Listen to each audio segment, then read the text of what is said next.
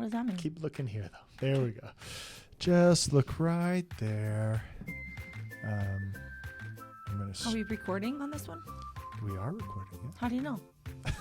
because I pushed the button. Well, let me see it.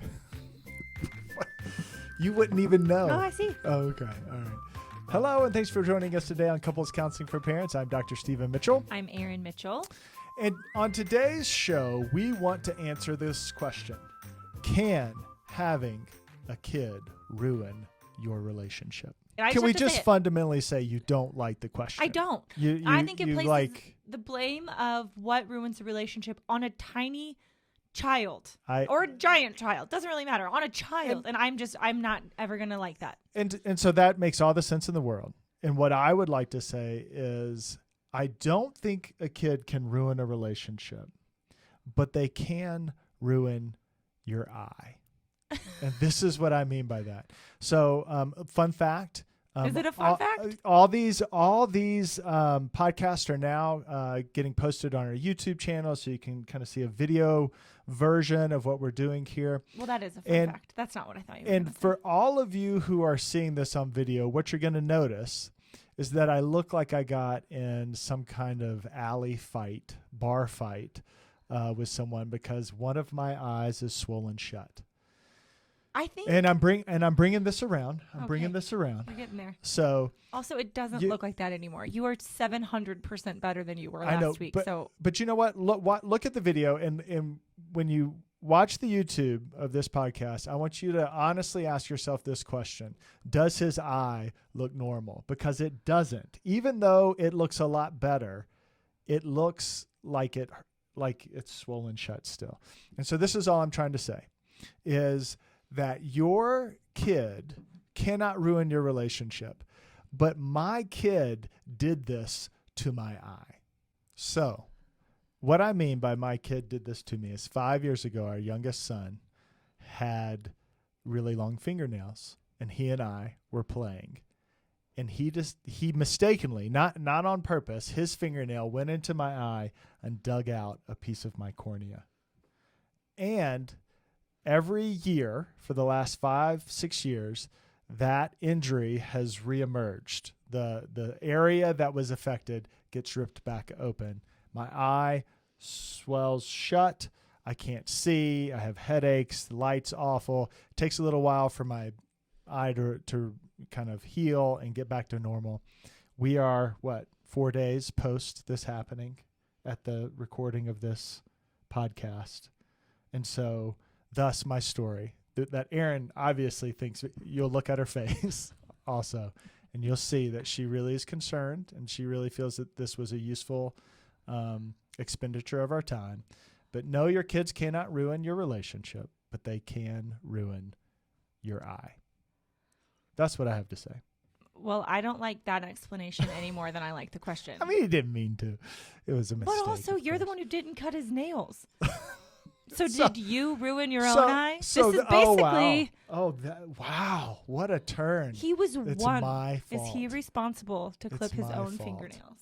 But the way everything you just described, I'm like, well, yeah, that is a perfect recipe for a perfect storm of how a relationship feels like. Well, what are we then? If we fundamentally disagree and honestly feel disrespected to some extent and demoralized and invalidated, and now these core places of who we are, I think that can ruin a couple relationship. I think that's very much something that can and will, if not addressed. And so I don't, again, though, the focus is not the kid, but it's the idea of the inability to communicate one's experience and have their partner understand it. Mutually. Yes, it goes both ways. That's what makes the relationship feel awful. Both partners are having this experience and they can't get the other to get it. I'm going to say this too.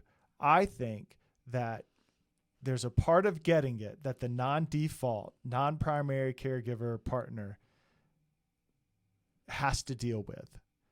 And that there is a level of not getting it that happened in my like for me in relationship to your experience, that required some real soul searching and some real humility and some real acknowledgement on my part. Yes, maybe you weren't understanding my experience and there were things I was trying to communicate, but there's something different about what the non-default, non-primary caregiving partner has to do to help bridge this gap. And I think the main thing is just to acknowledge my life has changed. Your life has changed. Your life has changed in a way that is so different and other than what I can understand, that it creates a big gap between us. And I have to work my tail off to try and understand it and to acknowledge it and to recognize it and to be mindful of it as the non-default, non-primary caregiving partner. That's what I would say. And there are probably people who don't like that, but well, there's people who don't like a lot of things. I think I agree with everything you said. I think the gap piece, I started to get a little fuzzy. I think all I think you mean though is that there's a gap. Like my body wasn't impacted the way yours was. I didn't have to breastfeed. I didn't like all these kinds of things. That's a huge gap of understanding. Like I don't like that changes your life in a way that's different than mine. And to be quite honest, is harder. and I have to work to understand that gap. And you don't have to work to understand that for me because that didn't happen. Sure. That's all I mean in terms of the difference. It's not like our lives changed in the same way. And our lives, to be clear, did both change dramatically. Right. And I think that's a lot of times where the non-default parent gets really caught up. Like for me to acknowledge that you're this default parent, whatever that means, it's somehow like saying my life's totally normal. I have no stress, no fear. I'm sleeping great. Yeah, which is that's just not it at all. Okay, wait. But I think we're getting off task here because yes. So I think what you're saying is an acknowledgement of the difference is a very important thing. Again, because if there isn't that shared understanding, what are we talking about? Like if I don't feel like you have a sort of like understand this cost that is running through my mind all of the time. And I think that's one of the things we talk about too. If you can't understand that, or I feel like that you're like, yeah, we know, I know exactly what this is like for you.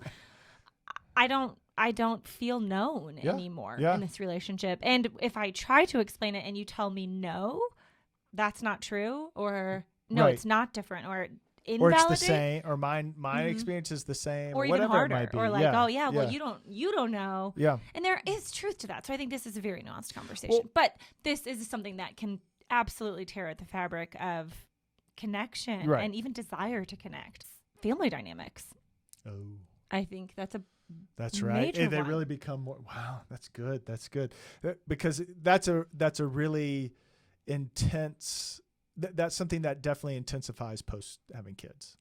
Are those struggles? Even great extended family dynamics intensify. I think they can sort of compound for the better. Right. And like, oh my goodness, we feel so supported and loved and known. Or compound for the more complicated. Right. We thought we would be supported, or the way I was willing to tolerate X behavior when we didn't have a little person around, but like I'm not exposing them to that. Right. So like, what are we gonna do? And by that I mean you. What are you gonna do? Yeah. Yeah. And then that becomes really tough because you're trying to your family of origin dynamics begins to interrupt your partner relationship and your family. Like this family, the our family that you're creating. That is a really significant thing also. Is parenting styles. I think that really, I think people very often think we're aligned. Well, that feels like a new topic too. Not so. Yeah, I'm just saying. I think that there's a lot of things that parenting, really. Yeah, how are we going to parent? We parent different. We have a different perspective on how to address emotions and all those things. Yeah. We did a podcast with Hey Sleepy Baby, and this is making me think of it right now. Because I think, so I'll backtrack into my thought process. Stephen says I'm not a straight line. I come out sort of like 7 steps into my thoughts. But I think a lot of parents think like, okay, we are aligned. We have this. And then, you're a couple months in or a couple years in or a lot of years in. And we were particularly talking about like, hey, our philosophy on sleep and how we're going to sleep, how we're going to do sleep with our kids. And you think you're coming in like we're on the same page. And you are. You 100% are. But then. And then it happens. You're sleeping, you have your kids and you're like, we got to figure out sleep. And whatever you thought you agreed to. And this isn't like us promoting one style over another or anything. But like whatever it is, like we agreed that our kid would be in the bassinet in our room forever. Right. Until they grew out of it. But you know what I mean? Like for a very long time. And then they're suddenly 18 and in the bassinet. It's amazing how they fit in that thing. It's shocking. But then either the one parent's like, I want to bring him in, or the other parent's like, I need him out. Like we're not sleeping. Something's got to change. And it's like, but we talked about this and we said we were going to do it this way. And yeah. I think that these things can, and none of these things are problems. All of these sort of topical things we're talking about are not problems. These things unaddressed, I think, are what, like, so if you and your partner are fighting about where your kid is sleeping right now, that's not a problem. If you and your partner are unable to get on the same page about where your kid is sleeping right now, that grates. I mean, these things, it really, parenting is core to who we are. And so it's like, well, how can we disagree on something like this and still feel aligned as a couple? If we are so unaligned, misaligned, de-aligned, not on the same alignment, different aligned, on some of these things that feel so important to me, I think you start to feel really unknown and honestly really unloved pretty fast. It intensifies a lot of family relationships. It intensifies the feeling of not being validated or understood. It intensifies the conversation. Prioritized. I mean, personally, like I love Stephen with our kids, reading a book to them, catching them, telling some silly joke, playing cards, whatever. Like those moments soothe my soul, like into my bones. But I want to still feel loved too. And I think you would agree. I think we experience love differently, but like I still want to feel like you still love me, right? Yeah, you still love me. And I think some of these things make it feel like you don't love me. You don't get me. Because you can't get on the same wavelength. Yeah. If you can talk, if you can be open to one another's input, and this is some of the ways I feel like I'm changing or that I'm growing or being asked to grow and feel stretched to the point of very, very, very, very thin here. If you can share those places and then go somewhere, you can handle anything. Yeah. So I think, and I think that's what you were trying to say, like an openness to. Yeah, but because the thing is this new context intensifies all these areas, and there's like probably 30 other areas that get intensified. I honestly think we could, as many couples as exist, we could all message with and this and this. And so part of it is having an open enough, like you were saying, conversation. Being able to be open enough to say, how can we deal with this intensity? How can we deal with feeling like we're in different places? And even though we're in different places, how can we still move to a place of being together, even if we disagree, even if we have to compromise a little bit? How do we still stay a team? How do we help one another manage and deal with the intensity? Is first of all, you have to be willing to examine why you become defensive when these conversations go. You have to understand what the intensity is for you.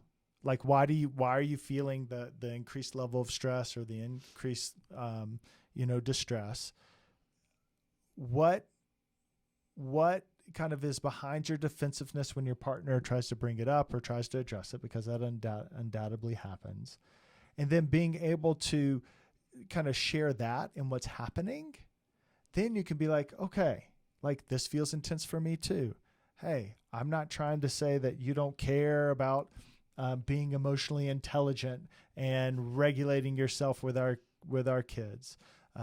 What I'm trying to say is, I feel concerned, like I want as a couple for us to work on knowing how to, increase our EQ and how to regulate our emotions and do that together. Or I'm not trying to say your family's the worst family that's ever lived on the face of the earth, but there are some things that when it comes to your family and talking about it, I find myself getting stressed. Like what I want to do is be able to, as a couple, like have an understanding of how we want to relate and interact with your family and my family in a way that feels good for us both. Like those kinds of conversations rather than the conflict that comes. Stuck. I mean, I cannot tell you how many couples we talk to in our consults or that we hear about or that reach out, whatever, who say, we're stuck. Like we both actually want to understand because I do think that I think it is very common for one partner to not. Like, I don't want to have this conversation. I know where it's going to go. No, that happens. I've been that partner. Well, no, you have though. But I think more often than not, couples want to be able to have these conversations. No one, I think most couples are wanting to like, hey, let's figure this out. Right. But it goes wrong the same ways every time. Right. And I think that's what you're saying. Like, let's try to address why, and where, and how, and and to be quite honest, that's why we exist in the world. We have like all the resources, innumerable podcasts about this. We have workshops with our membership about this. We have a whole series of workshops on in-law relationships. We have two other series of workshops on communication and like how to work through and some of these bigger topics too. Understanding these bigger topics. Our Instagram is about all of this, and so you might be saying like, well, how? And we're saying, well, how is delve into those resources, listen to our podcast, check out the workshops, look at the Instagram handle, because we do. This is a conversation that is perpetual and always ongoing. Couples are always trying to understand, how do we have this more open style and way of connecting with each other? And we try to talk about it from 150 different angles in all of those places. So check those things out, and I think they could be super helpful.